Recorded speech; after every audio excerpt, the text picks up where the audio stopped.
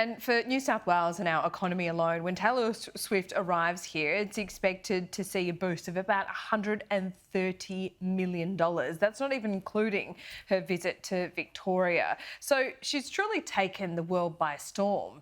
And that includes Harvard University. The pop sensation is the focus of a new course called Taylor Swift and Her World, in which hundreds of Harvard students have enrolled. As part of the course, students will study Taylor's music and career, as well as the Swift mania leading to her fame and popularity. English professor Stephanie Burt leads the course, and she joins me live now from Massachusetts. Thanks so much for your time, Stephanie.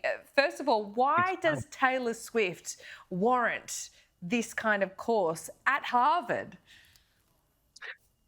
Well, she's a great songwriter. Songwriting is one of the arts that use words. It doesn't use only words. It uses words and music and voice and performance. And in that, it is like playwriting, screenwriting, and graphic novel and comic book creation. And the focus of the course, and we could do this with other songwriters, right? We could do this with the go-betweens. Someone should. But that probably where you are, that course would fulfill better than it would here.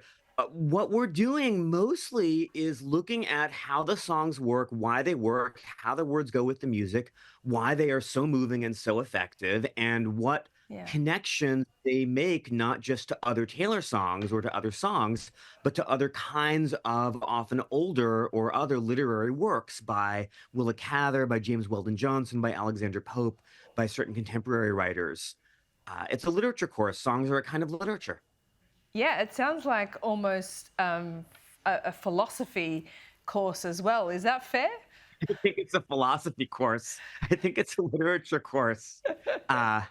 Just as a course, organized around, Patrick White or James K. Baxter or George Eliot would be a literature course. Okay. Very interesting indeed.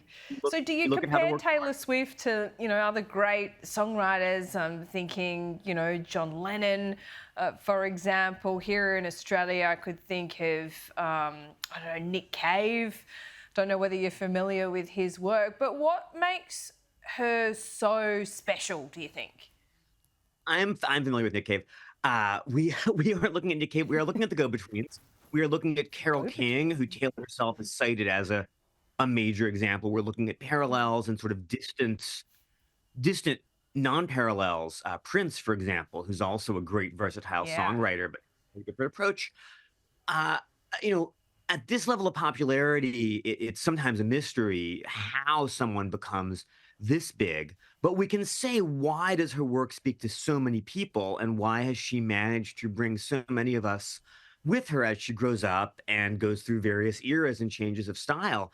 And it has to do with her ability to be both aspirational, we want to be like her, and relatable. Many of us feel that we already are like her. It has to do with her ability to be simultaneously, specifically autobiographical. That is her scarf in that song. That is her strange dream of being this sort of giant where everyone else is a sexy baby. And reaching out to describe many of our experiences. And it has to do with her ability to bring us with her as the lived experience that she's writing about, which starts out as very typical American high school on Fearless in particular, as her real life lived experience becomes farther and farther from most of our experience. She's been able to point to details and to construct songs out of details. And You're on Your Own, Kid is, for me, the best example of that. Yeah, she's got some brilliant lyrics, doesn't she, Stephanie? One of my favourites, and I hope I don't stuff this up because I'm just thinking of it right now. That was so casually cruel for this in the name of being honest. What's your favourite lyric? It's hard to pick just one. I have been thinking, because I'm teaching and I am afraid of wearing out people's welcome, of Nothing New, which is one of the vault tracks from Red. It's a duet with Phoebe Bridgers, where she thinks about what it means to get this much attention, right? They tell you can fly, and I'm going to stuff this one up myself. It's hard when you're on the spot. Right, then they catch and blame the ones who actually do it. What is it? Criticize the way you fly when you're soaring through the sky, where Yeah. she thinks about the paradox of seeking attention and then being told to seek it and then being criticized for doing it. Mm. And where she just wonders in the chorus to that song whether it's okay to seek that much attention and how Yeah. it feels to keep on seeking it. And it's sort of a callback to the great Bob Dylan song, My Back Pages, right? I was so much older than I'm younger than that now, where she says, how can a person know everything at 18 and nothing at 22? Yeah, I'm a right. bit older than 22, but I have that feeling One final often. question here, because she's polarizing in many ways.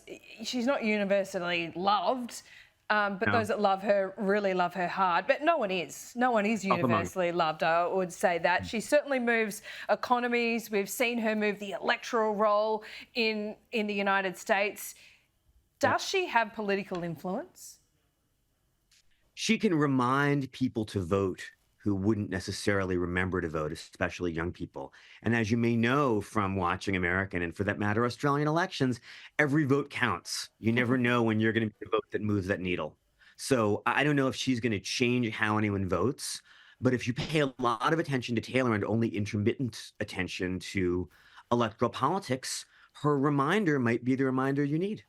Yeah, that's spot on. Not everyone is invested in politics, and then she kind of bridges those two worlds. It'll be fascinating to see when she comes here to Australia, but also in the lead up to the election as well. Stephanie, it's been a pleasure. Thanks so much.